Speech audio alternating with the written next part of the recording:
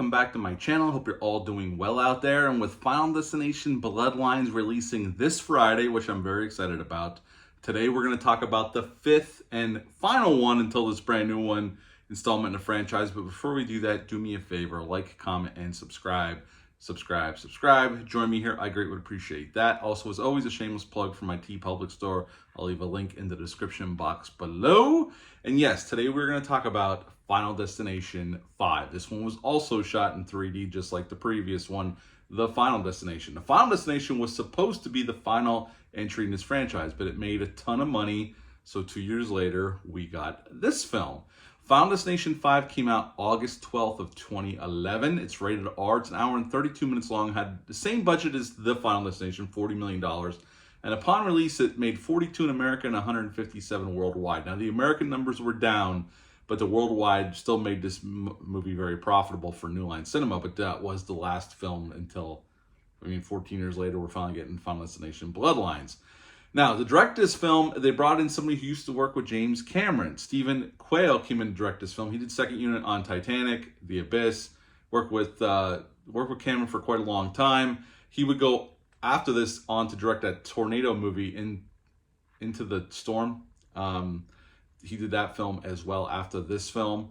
And in this film, we have Sam and Molly. They're boyfriend and girlfriend. There are two main characters in this film, and they work for the same company. But on the side, Sam is also a chef, and he has an opportunity to go to France, Paris, France, for an internship through the chef that he works for at this restaurant where they live. And so their relationship's a little contentious, but they're about to go on this retreat for the workers at this place that they work at full time. So they get on a bus and they're heading out of town for the weekend. And Sam gets the premonition, just like in our other four films, and he sees the bridge collapse in a very well-constructed, well-staged, well-pulled-off scene. It was mostly done with CGI, green screen. But I got to be honest, the CGI in this film is a hell of a lot better than it was in The Final Destination. Although still too much CGI for my liking, but still, it's way better done than it was in the previous film. But the opening disaster set piece is very well done, very well staged. The actors sell it. The gore gags are done for real, and it looks really well done. Matter of fact, it's the longest opening disaster of all the films in the franchise thus far at 4 minutes and 44 seconds. So now he snaps out of his premonition. He gets his girlfriend, gets off the bus. People follow him. All of a sudden, the bridge starts to fall apart. They get to safety. At least a group of them does. And now death is coming back around for them. And just like the other four films, now they got to figure out who is next, what's going to happen, can they prevent it from happening, is there a way to cheat death yet again so they could live a long and fulfill a full life. And that is Final Destination 5. What to like about this film? I actually think this film is better directed than the Final Destination. No disrespect to David Ellis, but I think this is a better directed film. It looks better. It was shot in 3D. I didn't see this in 3D in the theaters. Matter of fact, I didn't even see this installment in the theaters. I saw it when I hit home video. I don't remember why I didn't see it, but at the time I didn't have a chance to see it in the movie theaters. Probably just busy. So I didn't get to see this in the theaters, but I did see it at home. So I never had to see it in 3D, although I'm not a huge fan of 3D, as I said in my previous review. I think the acting's fine. Emma Bell from Walking Dead fame's in this film. She plays Molly, the girlfriend. And she's fine here. All the actors are fine. David Kochner's in this film as the boss. He's fine here. I mean, he's always good whenever he's on screen. He's solid.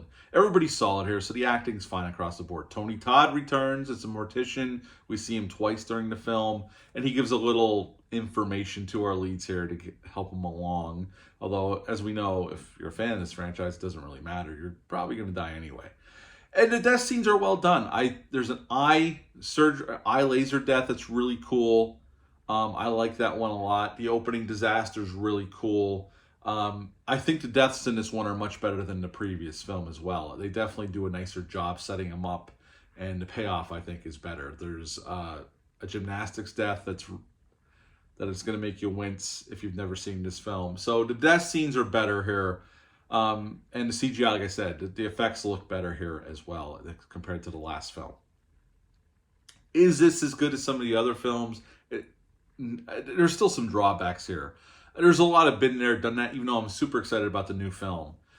There's some drawbacks here. There's a lot of been there, done that, and so it can get repetitive, especially when watching them so closely together as I am for this review series. If you watch them spread apart, it's fine, but to watch them back to back to back, there's a lot of repetitiveness here. Now the ending, which I do love, and the first time I saw it, I didn't see it coming, but the signs are there. So this is a big spoiler. If you never saw this, turn this review off right now. The ending is Sam and Molly survive, okay? And they're getting on this plane to go to Paris. Molly's decided she's going to go to Paris with Sam as he does his internship. They get on the plane, and all of a sudden they hear this ruckus going on the other side of the plane. They turn, and we see Alex from the first film get in a fight with Kerr Smith's character and them getting kicked off the plane, leading us to know in that moment that this is a prequel, and Sam and Molly are going to blow up, and the plane takes off, they blow up, that's the end of the film, and that's the end of Final Destination 5. So I do like that ending, because when I first saw it, I did not see it coming, but the signs are there. The technology of the time, the cell phones, and the cars, everything leads you to believe that this took place around 2000. But the first time I saw it, I wasn't paying attention to that. I was just concentrating on the story and the characters, but it's a pretty cool twist the way they pull it off. And there are other signs in this film to other sequels that, well, this is a prequel, so the other films, the one character gets killed. He's kind of like this redneck dickhead that works at the factory that gives the one friend a hard time. In his death, they go to the memorial, and there's a picture of him next to the race car that's from the last film. And there's some other signs that tie this into the other films as well. There's a log truck that we see pull up, go past the bus when they're going to retreat from part 2. So they definitely connect the films together, but that last scene really sells it when we see Alex and Kerr Smith's character and Ali Lauder's character and so on and so forth from the first film to tie this into the rest of the franchise. So that's pretty cool. This is also the first film in the franchise to be shown in IMAX. Now, the new film, Final Destination Bloodlines, is going to be released in IMAX, and I think that's how me, my wife, and Troy are going to see it in IMAX. He wants to see it in IMAX, so I'm like, okay, we'll go see it in IMAX.